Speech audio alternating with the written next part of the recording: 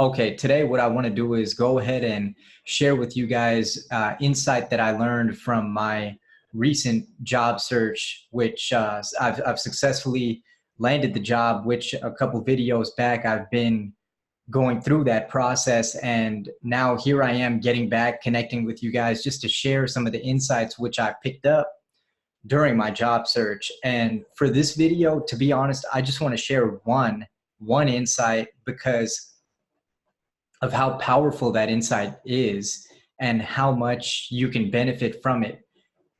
And the thing is, this insight is for someone looking for a job, but it's an excellent skill and a mindset to hold even as a business owner, because you're that much more responsible for every action that you take. So what is that skill? What is the skill, the mindset?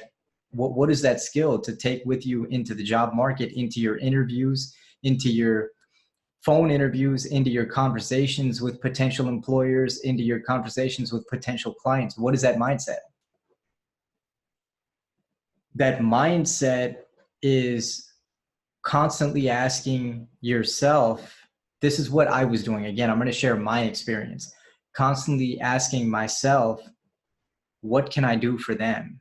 What can I do for them? And I know it sounds basic, and a lot of people, if you think you already know it, you know, go ahead and move forward. But when we really hit the pause button and take a look at the things that we think we know and the things that we actually apply in life, there tends to be a variance between the two. And that's for everybody, including myself. Every day, it takes an effort to maintain that balance and come back to it. If you fall off, you need to come back to it without delay. So I went through a lot of different phone interviews, went through a lot of different in-person interviews, and it was over the course of about 3 weeks. Within the month, I was able to secure a position as a financial analyst, which I'm happy with right now. With a good company, they do some interesting stuff. And I went through a few different people during that process, but with every interview that I approached, every interview, before I came in, make sure that you get your game on. Make sure you get your game on, because in reality, every interview is really a sales presentation. That's how it has to be viewed.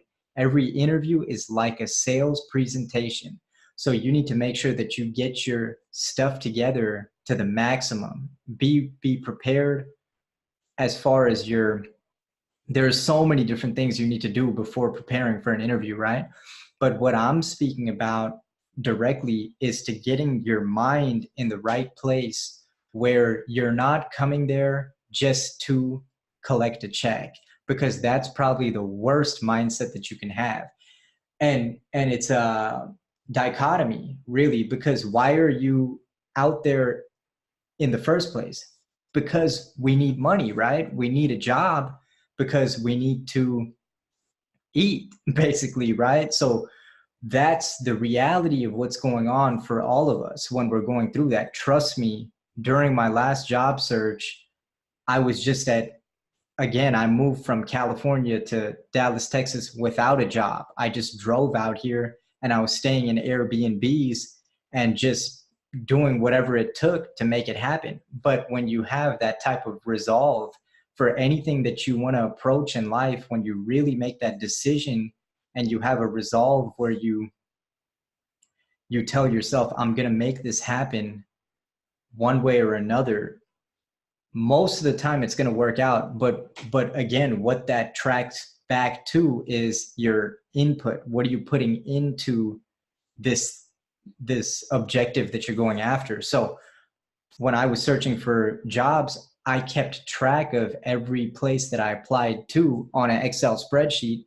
just to make sure I knew exactly how many places I was applying to every day. It's these metrics which, a person can easily you know, underestimate or overestimate most of the times it's going to be overestimating how much effort was put out. But then when you're really tracking it one by one, you're going to realize, oh, I probably need to do a little bit more.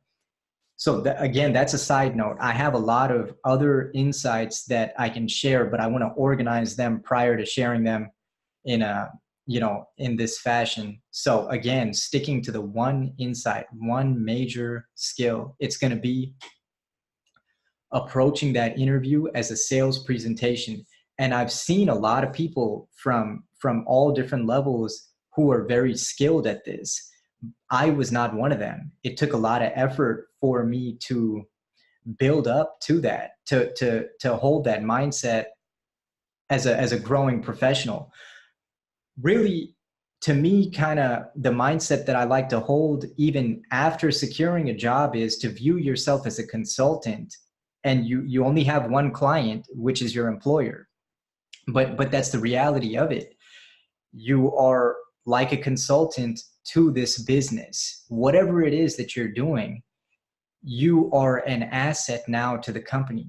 You need to view yourself as an asset to the company, because employers don't pay people a salary just to get that much work out of them. You need to understand that if you're getting paid whatever it might be, $20 an hour, $50 an hour, $100 an hour, probably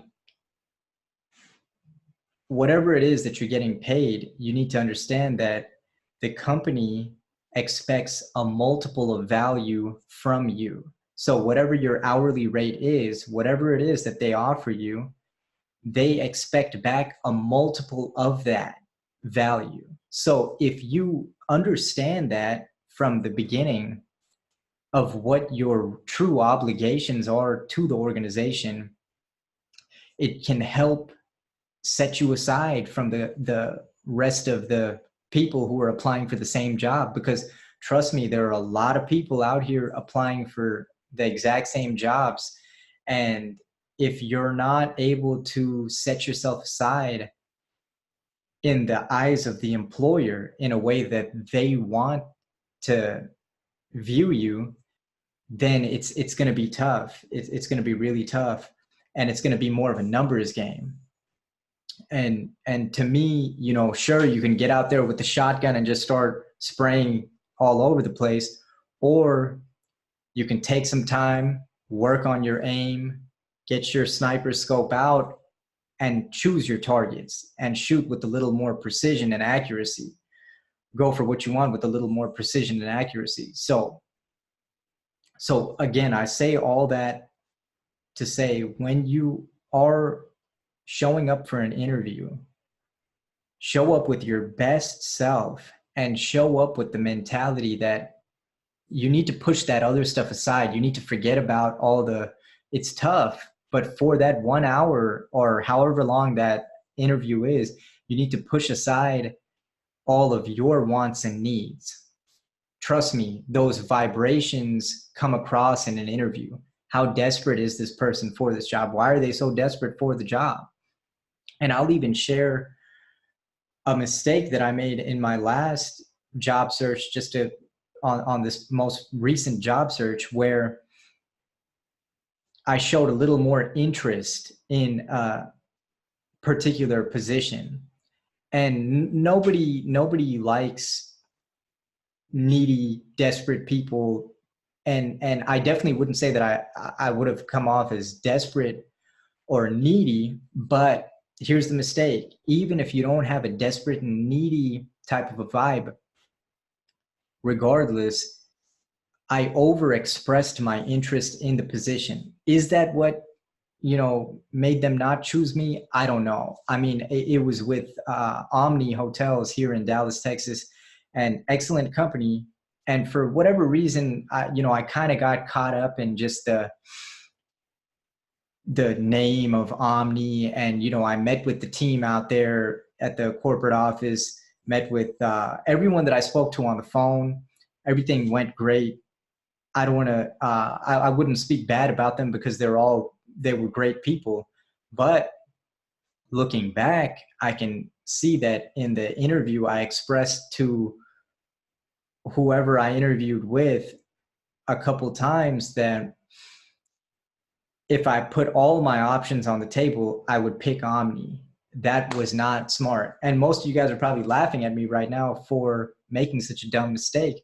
But the point is that I learned from that mistake, and I hope that this insight can benefit somebody else out there. So again, the mindset to have is right down the middle, where you need to also know your value, because you're a valuable person. I mean, the position that I received after that is the one that I'm currently with, is probably a better position, to be honest, probably a better fit for me. So always know that whatever position it is that you want, even if it doesn't work out, it's for a reason. You see, it's for a reason. If you didn't get that position, it's because it's not the right fit for you. The right fit will come in time, with the right effort and the right attitude. So the right attitude and mindset, and track your activity to really make sure that you're taking the appropriate level of action to achieve those results, in such a competitive job market, especially. And view every job as a preview to your next position. Because trust me, if you really care about your career and where you're going to be in 5, 10 years, 15, 20 years, every day today adds up. And that's what matters 20 years from now. You don't just get to a top spot overnight. Everybody knows that, right? Everybody knows that. So what do the most successful people in their careers, how do people who are extremely successful in their careers, how do they operate? They operate with efficiency each day, every day. So that means if you have a phone interview, or if you're searching for jobs and you have a phone interview, you should be dressed as if you're going in for an in-person interview. Maybe you don't need to have the jacket on and everything like that, but you should be definitely showered, ready to go. Looking for a job is a full-time job, and it's not done in a haphazard kind of manner. It should be done with a sense of urgency and a level of professionalism. When we're all working for ourselves at the end of the day. When an employer decides to bring us onto their team and their organization, still there's a level of independence that is always going to be there around us. It's never going to go away. We're always going to be an independent entity. Sure, we'll connect as a piece along with the team. Definitely. Teams are the only way to really make an impact, but individually, if every individual is tightened up and buttoned up to the top, then the whole organization benefits. And you always want to make yourself the stronger link. Make yourself, kind of my mindset in the jobs that I approach. And I even said this to my current supervisor in my first interview with her. I told her that my goal is to become irreplaceable to you. I want to be hard to replace. And everyone can be replaced, right? I understand that, nobody is irreplaceable, but what that tells them is that this person really cares about making an effort, making an honest effort, and trying to make a positive impact in the organization, which is, at the end of the day, what you need in organizations. If you can have an organization full of people who are all go-getters, you bring a couple of, bad apples in, and the poison will spread very quickly. So it's very important. Upper management, people who you'll be interviewing with, they're looking out for this. What is this person's overall outlook on life? Do they have a positive outlook on life? Do they seem like somebody who, I had another person who told me, I ended up not connecting with that company, but it's fine because, I'm with the right one right now. But she told me, I want to know, what is Jordan like? Is he a fun person to go to lunch with? So they want to get to know you as a person also. So when you show up for an interview, yeah, professionalism is needed. Definitely, there should be a level of professionalism, but there should also be a level of just human and personality. You know, they want to know that you're a human being also. So it's very, very interesting dichotomies in this, right? You come to the interview, because you need money to live, but you need to push that aside, right? Can't think about that right now. You need to forget about that right now and focus on presenting. It's a sales presentation. You want to be professional, but you don't want to be a robot. You want to be a human being. They want to know, who is this person, you know? Keep it professional. Don't reveal too much, you know, but overall, that's my biggest take. You know, on a macro level, there, of course, there are all the little things. Get your resume together, do this, stuff it with keywords.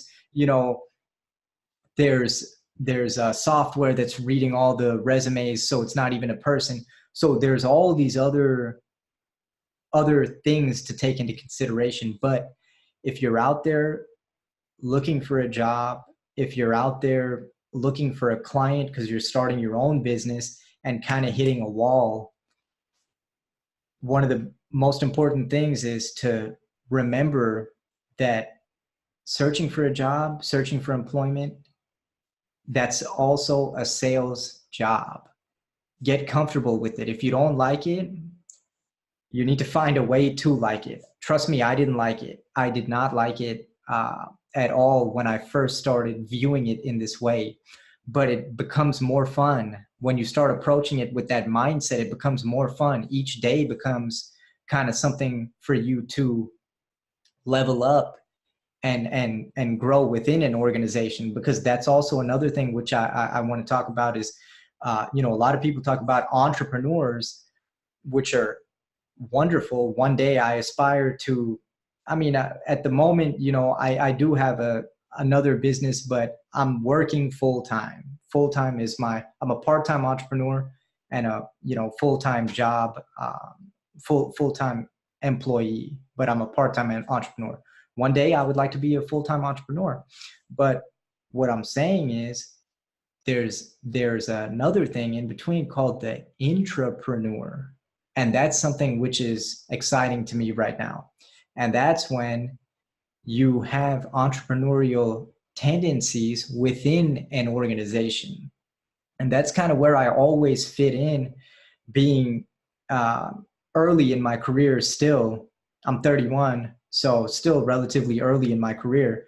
Being an intrapreneur, having autonomy and freedom within an organization to operate like an entrepreneur, possibly, you know, the people like that benefit. So that's something to also keep in your mind. You know, there are a lot of exciting options out there. Entrepreneurs also get equity. Don't think that that doesn't happen. There are entrepreneurs out there who will get profit share. You know, if not equity ownership of the company stock, you can get profit share because you're that valuable. So the point is, let that company know, let those employers know that you're a valuable person. And if you don't really feel like you're a valuable person yet, that's fine. But be honest with yourself. We all have room to grow. The first step is recognizing that. What areas do I need to grow in? And then start doing it for free. Start doing it for free. It's time to change our view on money. You know, we talk about finances because they're extremely important, but what's behind the finances, every person, what's behind the finances is the person, right? The person is behind the finances. Does that mean every person who's broke is a bad person and every person who's wealthy is a good person? No, of course not. But what it does mean is, if this person has their financial life put together, you don't need to be extremely rich. You don't even need to be a millionaire. But if you can keep your income I'm sorry, if you can keep your expenses with within your means, that tells upon the person. You have self-control, you have discipline. That's why creditors pay attention to your credit score, right? So, sorry, I'm kind of deviating from the path. Let these employers know that you're valuable. If you don't feel like you're valuable at the moment, do something about it. Get to the library, become resourceful, especially if you live in North America. You have no excuse. There are people around this globe who have far less than we have to operate with. So use your resourcefulness and become a valuable person. Two things I can share from uh, two people: Jim Rohn, which is excellent men, virtual mentor. Just look him up online. Jim Rohn is an old school uh, public speaker, just a life-changing author, amazing guy. Direct quote from him: "Don't wish it were easier, wish you were better." Don't wish it was easier, wish you were better. So that's a big one. I tell myself that all the time. And the thing is, what we all need to realize is you've never really made it or arrived. Right now, this job that I have, it's a good job. By most standards, most people would probably just kick back and just coast and just go, hey, this is a good job. Everything is cool. Now I'm going to relax. But there are levels to this. There's another level of getting better, becoming better. So it's a never ending thing, guys, until we get put, 6 feet under. Every day there's opportunity to get better. So take advantage of that. Take advantage of the resources around you. And here's another one, especially for all of you in the job market. I'm gonna cut this because I feel like I'm taking some time. I need to eat my dinner and go to sleep. So John Paul DeJorio, the founder of Paul Mitchell, also owner of Patron Tequila. In an interview I saw online with him, he shared how he went from how he started his career was actually selling encyclopedias door to door, knocking on doors. And every day, every morning, how he would prepare himself to get through that, because it's a lot of rejection. That is a lot of rejection. That is tough. I've never done door to door sales, but I can imagine how tough that is. And he said every morning he would wake up with a positive attitude and tell himself, be prepared for a lot of rejection. Every day, we all need to be prepared for a lot of rejection. So when it comes, we're not surprised by it. You step in the ring, and you're gonna box somebody. Be prepared to get hit. You're gonna get hit. You're not gonna step in the boxing ring and not get hit. You're gonna get hit. No matter how good you are, you're gonna get hit. In life, we're all gonna get hit, and that's rejection. So if we're prepared for it, we know that you need to keep going. You take that jab in the face, duck and move, keep going. Don't slow down because of any of that stuff. So those two quotes, I hope that helps. Don't wish it were easier, wish you were better. Be prepared for a lot of rejection. If you can take those two concepts into your job search, I think that will definitely benefit you. And what I'm going to do is I'm going to do my best to share any other insights that I have tactically, as far as, resumes, anything else that I could think of to tactically help, dealing with recruiters and, or working with recruiters and whatnot. So I'll definitely work on sharing that, but I can assure you that this is the one most important insight that I learned in my most recent job search. It's all about your attitude. Know that you're valuable and know that the right job is coming for you at the right time. With that, I'll be signing off. Jordan, income over expense, over and out.